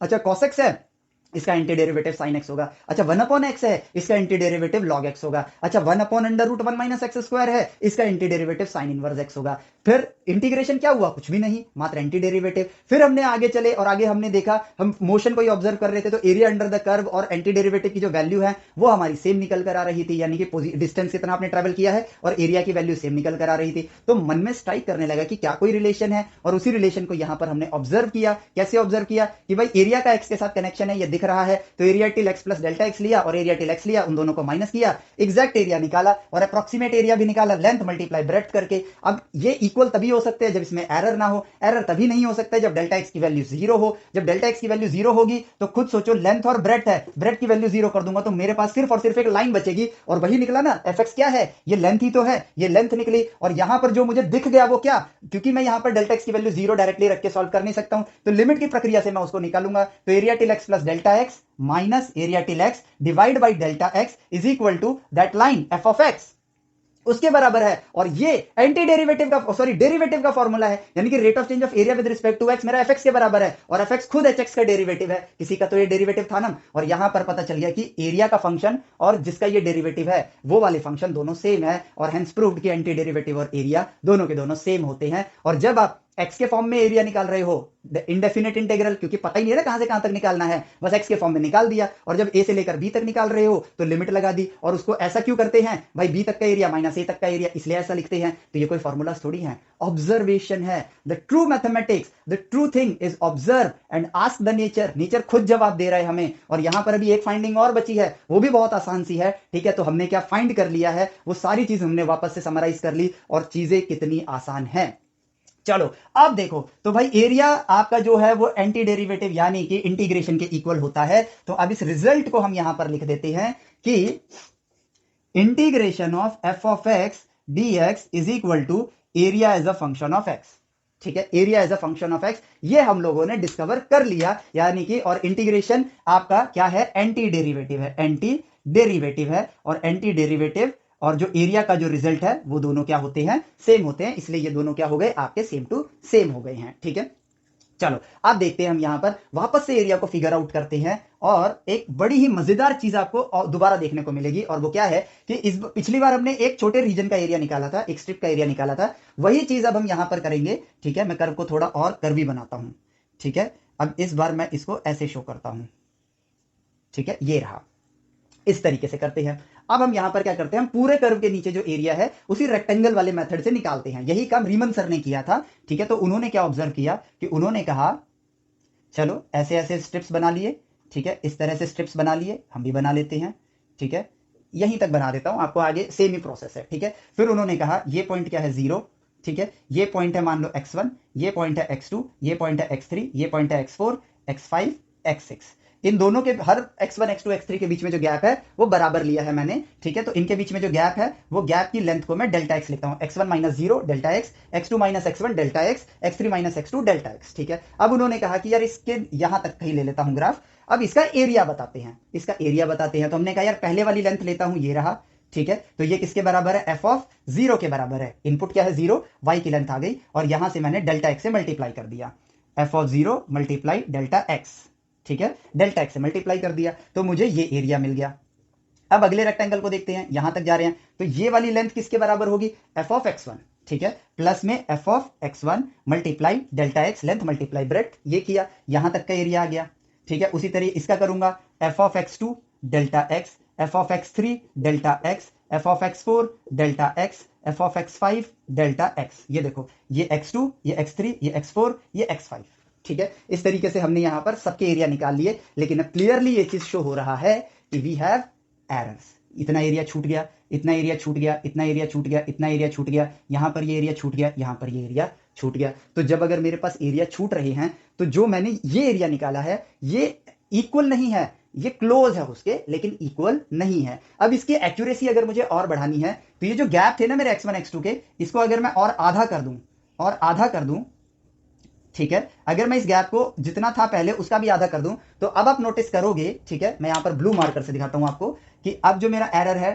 ठीक है, वो देखो पहले से क्या हो जाएगा, थोड़ा और कम हो जाएगा, थोड़ा और कम हो जाएगा, अगर आप एरर के गैप देखोगे। क्योंकि अब जो है मैं, और अब देखो मैंने ये रीजन भी कवर कर लिया, यहां पे ये रीजन कवर कर लिया, ये रीजन कवर कर लिया, ये रीजन कवर कर लिया, यानी कि अगर मैं ये गैप जो है और छोटा करता जाऊं, तो मैं क्या करूंगा, मैं अपने एरर्स को कम करता जाऊंगा। लेकिन अब फैक्ट तो वही आता है कि मैं यहां पर कितना ही उसको कम कर लूं, ठीक है, कितना ही कम कर लूं, एरर हमेशा कम होगा, गैप मेरा जो होगा वो हमेशा कम होगा। लेकिन क्योंकि ये कर्व है, ये कभी भी ऐसा तो नहीं हो सकता ना कि मैं ये कह दूं कि एरर गैप कम कर दो तो ये ऐसे पैरेलल हो जाएगा एक्स एक्सिस के, ऐसा तो कभी नहीं हो सकता, रहेगा तो ये इंक्लाइंड ही। तो आपके पास ये रीजन का एरर जो है आप छोटा करते जाओ, लेकिन एरर छोटा होता जाएगा, लेकिन कभी भी जीरो नहीं होगा। कब जीरो हो सकता है वो, जब यहां पर ये जो इनके बीच में गैप है ना, ये गैप खत्म हो जाए, ये गैप क्या हो जाए, खत्म हो जाए, यानी कि जो ये डेल्टा एक्स है ना आपके पास, ये डेल्टा एक्स किसके इक्वल हो, 0 के इक्वल हो। एरिया आप ऐसे निकाल सकते हो, लेकिन वो एरर के साथ आएगा, ठीक है। एग्जैक्ट एरिया आप कभी भी नहीं निकाल पाओगे, लेकिन अगर डेल्टा एक्स मेरा एग्जैक्ट 0 होगा तो क्या होगा, अब आप ये चीज को फील करना, ये क्या थी, लेंथ, ये था आपका ब्रेड्थ। अगर ब्रेड्थ आपकी 0 हो जाए तो आपके पास बचेगी सिर्फ और सिर्फ एक लाइन, ठीक है। तो इट मींस अगर मैं डेल्टा एक्स को 0 कर दूं तो यहां पर मेरे पास एक लाइन आ गई, और लाइन क्या है, नंबर ऑफ इनफाइनाइट पॉइंट्स, ठीक है। और एरिया अंडर द कर्व क्या है, number of infinite points in 2D। तो अगर पहली लाइन में कितने नंबर ऑफ इनफाइनाइट पॉइंट्स है वो काउंट हो जाएगा, कैसे, जब डेल्टा एक्स की वैल्यू 0 होगी। सिमिलरली नेक्स्ट पॉइंट पर भी मैं डेल्टा एक्स को 0 करूंगा तो अगली लाइन आएगी, फिर उसकी अगली लाइन आएगी, फिर उसकी अगली लाइन आएगी, फिर उसकी अगली लाइन आएगी, फिर उसकी अगली लाइन आएगी।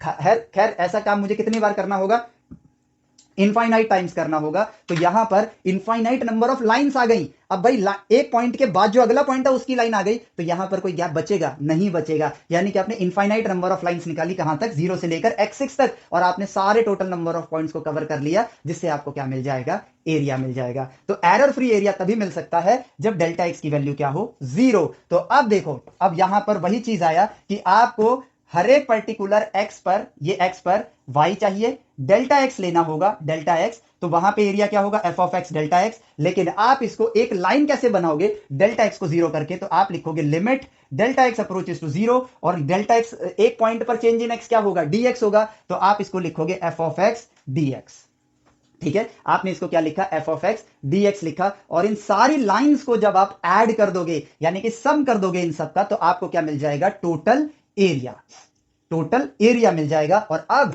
आप ऑब्जर्वेशन पर आओ, area as a function of X, जो कि हम ऑलरेडी डिस्कवर कर चुके हैं, वो किसके बराबर है, integration of F of X dx के बराबर है। और टोटल एरिया यहां पर एफ ऑफ एक्स dx के सम के भी इक्वल है, एफ ऑफ एक्स dx के सम के भी इक्वल है। तो यहां पर ये area as a function of X था, और यहां पर भी ये आपने क्या निकाला, एरिया इंटीग्रेशन करके, जो इससे पहले हमने ढूंढा। और इस तरीके से भी क्या निकाला, एरिया निकाला, जो हमने अभी वाले मेथड से ढूंढा। सारी लाइंस को ऐड कर दिया, ठीक है, सारे नंबर ऑफ पॉइंट्स को ऐड कर दिया। और अब देखो मैजिक, ये चीज एरिया के बराबर है, ये चीज एरिया के बराबर है, तो ये दोनों चीज हुई ना एक दूसरे के बराबर। यानी कि एक कंटिन्यूअस कर्व का अगर हर लाइन का आप एडिशन कर रहे हो तो वो किसके इक्वल होगा, इंटीग्रेशन के इक्वल होगा। काम खत्म।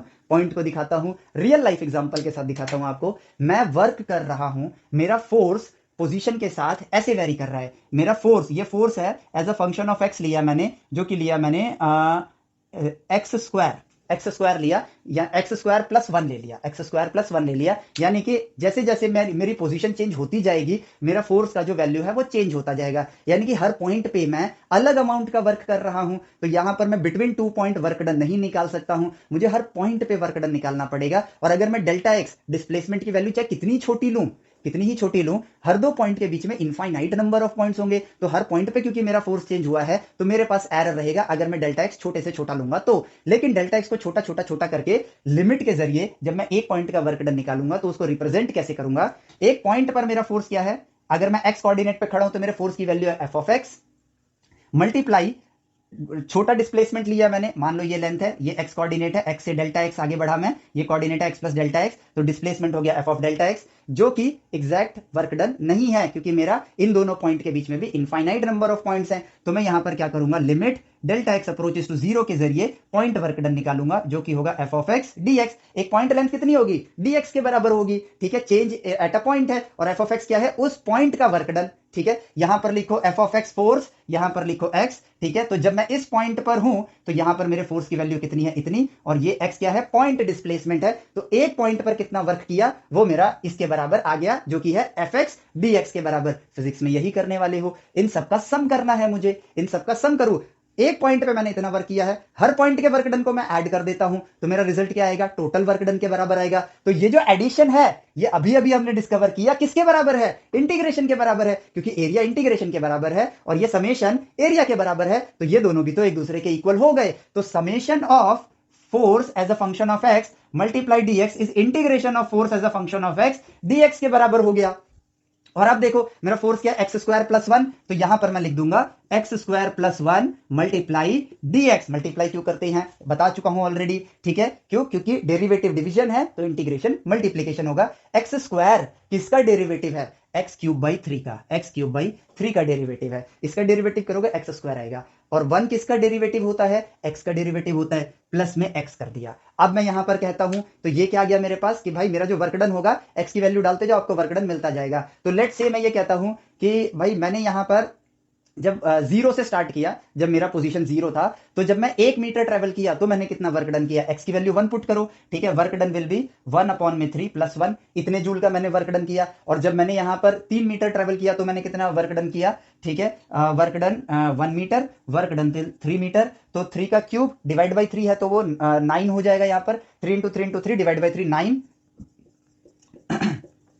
प्लस 3 12 जूल किया। अब मैं कहता हूं कि 1 मीटर से लेकर 3 मीटर के बीच में मैंने कितना वर्क डन किया, तो वो W3 माइनस W1 होगा, जो कि हो जाएगा 12 माइनस, ये हो जाएगा आपके पास -1/3 -1 यानी 11 माइनस 1/3 यानी कि 33 माइनस 1 32/3। सिंपल। तो यहां पर अगर मैं जो ये वर्क डन लिखा है 1 से लेकर 3 तक कर दूं तो जो रिजल्ट आया है यहां पर लिख दूंगा 3, यहां पर 1, तो जो रिजल्ट है उसमें पहले 3 पुट करूंगा तो ये आंसर आएगा, वही आंसर आएगा। फिर 1 पुट करूंगा, ये आंसर आएगा। 3 से लेकर 1 के बीच, सॉरी 1 से लेकर 3 के बीच में कितना वर्क किया है, work done till 3 minus work done till 1, यही किया है मैंने। और ये देखो ये आपने कैसे निकाला, इंटीग्रेशन की मदद से निकाला। फिजिक्स में आप यही करोगे, पॉइंट मास निकालोगे इसी तरीके से लिमिट की मदद से, और उस सारे पॉइंट मास को जब आप ऐड करोगे वो एडिशन आपका इंटीग्रेशन के बराबर होगा। इसीलिए इसको बोला जाता है, यहां पर ये देख लो, रीमन सम। तो कंटिन्यूअस बॉडी का अगर कोई फंक्शन है, ठीक है, उसका आप सम कर रहे हो तो वो इंटीग्रेशन के इक्वल होता है। मैं चाहूंगा कि आप इस लेक्चर को 2 बार जरूर देखो और 2 बार खुद सेल्फ स्टडी भी करो, क्योंकि ये चीजें हमें बुक्स में नहीं बताई गई हैं, जिनकी वजह से हम फॉर्मूलाज याद करते हैं, कनेक्ट नहीं कर पाते हैं। आप कैलकुलस को पढ़ो, इन लेक्चर्स को 2-3 बार जरूर देखना। हमने कोई फॉर्मूला थोड़ी वो बनाया है ना, फॉर्मूला याद किया है, हमने नेचर में इसको एक्सप्लोर किया है और आपको भी ये काम करना है। एरिया अंडर द कर्व और एंटी डेरिवेटिव यानी इंटीग्रेशन सेम होते हैं, इंटीग्रेशन का कोई फॉर्मूला नहीं होता है। आप पूछोगे कि इंटीग्रेशन का चैप्टर तो इतना बड़ा है, वहां पर इतने सारे फॉर्मूलाज हैं, ऐसा क्यों? तो जवाब बड़ा सिंपल सा है। एक बार जब मैं अभी आपको कैलकुलस, जब मैथ्स में कैलकुलस पढ़ाना स्टार्ट करूंगा तो मैं आपको दिखाऊंगा वहां पर कुछ नहीं किया गया है। जो इतने सारे फॉर्मूलाज है ना, ऐसे तो डेरिवेटिव में भी फॉर्मूलाज है बहुत सारे, बट वो फॉर्मूलाज थोड़ी हैं, वो तो ऑब्जर्व्ड रिजल्ट्स हैं जिनको हम फॉर्मूले की तरह पढ़ रहे हैं। हम शुरुआत फॉर्मूले से कर रहे हैं, हमें शुरुआत नेचर से बात करने से करनी है। भाई derivative of sin x is equal to cos x, ये ऑब्जर्व्ड रिजल्ट है, कोई फॉर्मूला थोड़ी है। अब वो हमें पता चल गया कि भाई sin x का डेरिवेटिव करूंगा तो cos x ही आना है, तो जब जब मुझे वो चीज नजर आएगी मैं cos x लिख दूंगा। इंटीग्रेशन में तो कुछ नहीं है, उल्टा ही करना है, एंटी डेरिवेटिव करना है, तो यहां कैसा कोई फॉर्मूला बनेगा? लेकिन जो भी मुझे बुक्स के अंदर इतने सारे फॉर्मूलाज दिखाए गए हैं, वहां पर ये चीज है कि मैं जानता नहीं हूं कि ये किसका एंटी डेरिवेटिव है, तो मैं उसको ट्रांसफॉर्म करता हूं ऐसे पार्ट में जिसका एंटी डेरिवेटिव मैं जानता हूं। एक मैं फटाफट आपको एक एग्जांपल दिखा देता हूं ताकि आपके मन में कभी भी कोई शंका ना रहे, ठीक है। सपोज करो मैं ये जानता हूं कि 1/x प्लस ए माइनस ए कर देता हूं, इसका इंटीग्रेशन होता है log x प्लस ए, ठीक है, प्लस माइनस एक्स प्लस ए, ठीक है, इसके बराबर इसका इंटीग्रेशन होता है। ये मैं जानता हूं, क्यों? क्योंकि इसका डेरिवेटिव ये है तो इसका इंटीग्रेशन ये होगा। अब मेरे पास आ गया, ये तो अपनी बुक में फॉर्मूला भी है, एक्स स्क्वायर माइनस ए स्क्वायर dx, ये आ गया। तो हम यहां कोई फॉर्मूला नहीं बना रहे हैं, हमें इसको सॉल्व करना है। इसको सॉल्व करने के लिए मुझे इसको ट्रांसफॉर्म करना होगा, ताकि, क्योंकि अभी फिलहाल नहीं जानता हूं मैं कि ये किसका डेरिवेटिव है, तो मैं इसको ट्रांसफॉर्म करूंगा ऐसे पार्ट में जिसका एंटी डेरिवेटिव मैं जानता हूं और डायरेक्टली आंसर करूंगा। तो भाई यहां पर मैं लिखता हूं 1/x plus a multiply x minus A, x A square minus B square वाला फॉर्मूला लगा के मैंने इसको ओपन किया। फिर इंटेलिजेंटली ऊपर क्या किया मैंने, ऊपर देखो x plus a minus x minus a लिखा, ठीक है, divided by x plus a multiply x minus a लिखा और 1/2a से डिवाइड कर दिया। ये मैथमेटिकल एप्टीट्यूड है ये। अब देखो ऐसा क्यों किया, एक्स से एक्स कट गया, खत्म, plus a minus minus plus ए, तो ये क्या बन जाएगा, 2a बन जाएगा, और 2a डिवाइड बाई 2a ये क्या हो गया आपका, डिवाइड होके 1 बन गया। तो ये बेसिकली ये है, ये बेसिकली ये है। तो इट मींस जो ये चीज है उसी को बस थोड़ा सा ट्रांसफॉर्म करके, जो ये 8, 9, 10th में हम लोग पढ़ते आए हैं, इस तरीके से शो कर दिया। और अब मैं इसको स्प्लिट कर लूंगा, x plus a divided by x plus a multiply x minus a minus x minus a divided by x plus a multiply x minus a whole divided by 1/2a कर लिया। और अब देखो ये और ये क्या हो गए, कट हो गए, ये और ये क्या हो गए, कट हो गए, और इसका क्या करना है, मुझे इंटीग्रेशन करना है। एंड नाउ सी 1/2 इंटीग्रेशन के बाहर आ जाएगा क्योंकि कांस्टेंट है, आप डिस्कवर करोगे अभी, ठीक है। वैसे 12th में हो या ड्रॉपर हो तो आपको तो पता ही है, लेकिन 11th वाले बच्चों ढूंढना, कैलकुलस में आऊंगा तब तो पढ़ाई दूंगा, लेकिन इसको ढूंढना है आपको, ठीक है। फिर यहां पर आ जाएगा 1/x minus a minus integration of 1/x plus A dx आ गया। इसका एंटी डेरिवेटिव जानता हूं मैं, तो मैंने क्या किया, 1/2a log x minus a minus इसका भी जानता हूं मैं, log x प्लस ए। और अब मजेदार बात क्या है कि log माइनस log जब आता है तो वो डिवीजन में आ जाता है, ये तो कॉमन है, तो यहां पर आ गया 1/2a log, पहले x माइनस ए लिखूंगा न्यूमरेटर में और डिनोमिनेटर में लिखूंगा x प्लस ए, प्लस में कांस्टेंट लगा दूंगा, ठीक है। ये आपको ढूंढने के लिए दिया है मैंने, तो आप ढूंढ के मुझे बताओगे और लो सॉल्व हो गया। यही है आपके चैप्टर में ट्रांसफॉर्मेशन, और कुछ नहीं, मैथमेटिकल एप्टीट्यूड और कुछ नहीं। तो जो आज के लेक्चर में हमने देखा वो ये कि भाई कैलकुलस की दुनिया में फॉर्मूलाज है नहीं, ऑब्जर्व्ड रिजल्ट्स हैं सारे और कुछ नहीं, और इंटीग्रेशन में भी कोई फॉर्मूलाज नहीं है, दीज आर ऑब्जर्व्ड रिजल्ट्स, और आपको इन्हीं रिजल्ट्स का क्या करना है, यूज करके नेचर से कम्युनिकेट करना है और कुछ नहीं। तो area under the curve anti derivative के बराबर क्यों होता है, कैसे ढूंढा गया, इसका मैथमेटिकल प्रूफ क्या है, ये चीज हमने देखी। फिजिक्स की दुनिया के ही एग्जांपल्स लिए, मोशन को समझा हमने, नेचर में ऑब्जर्व किया, और ये लेक्चर्स को मैं रिकमेंड करूंगा आपको, फिजिक्स में आगे बढ़ते रहना। जब कैलकुलस ऑब्जर्व करोगे तो बार बार आके इन लेक्चर्स को जरूर देखना, क्योंकि यहां पर ऐसा नहीं कि बस हमने सुना और हमारा काम हो गया, हमें अपने आप को क्यूरियस बनाना है, कम्युनिकेट करके रखना है। आगे आप मोशन में, रोटेशन में, सेंटर ऑफ मास में, circular motion, work, energy, power, हर जगह कैलकुलस एनकाउंटर करने वाले हो। बार बार सुनोगे, बार बार देखोगे, एक बार आपने 1x में देख लिया, नो प्रॉब्लम, अगली बार आपको देखना है 2x में देखना आप इसे, तो फटाफट हो जाएगा। अगर 1 घंटे का लेक्चर है, आज का लेक्चर तो खैर लंबा होना ही था क्योंकि बहुत डीपली कनेक्ट करना था, इसको मैं स्प्लिट नहीं कर सकता था, ये मेरी मजबूरी थी, लेकिन अगली बार आपको आधे घंटे में आप लेक्चर देख लोगे, बार बार देखोगे, कनेक्ट करोगे, रियलिटी से कनेक्ट होना है हमको, ट्रू नॉलेज लेनी है, क्योंकि यार फॉर्मूला के सहारे हम सिर्फ क्वेश्चन सॉल्व कर सकते हैं, एक सच्चे इंजीनियर, इनोवेटर, एंटरप्रेन्योर, बिजनेसमैन नहीं बन पाएंगे। बिजनेसमैन बन जाओगे, एंटरप्रेन्योर बन जाओगे, लेकिन वो एंटरप्रेन्योर या वो बिजनेसमैन जो दुनिया में क्रांति ला दे, वो नहीं बन पाओगे, ठीक है। लाइफ काटनी नहीं है, लाइफ में एडवेंचर लाना है, और नेचर से ज्यादा एडवेंचर हमें कोई नहीं दे सकता है। और नेचर को स्टडी करने का टूल है साइंस, नेचर को स्टडी करने का अर्थ ही साइंस होता है, ठीक है। और उससे बात करने का जो भाषा है वो मैथमेटिक्स है। तो इनको सब्जेक्ट्स की तरह मत ट्रीट करना, इनको जो ये हैं उसी की तरह ट्रीट करो, पढ़ाई भी आसान होगी आपको, आपका ड्रीम कॉलेज भी मिलेगा, सिलेक्शन भी मिलेगी,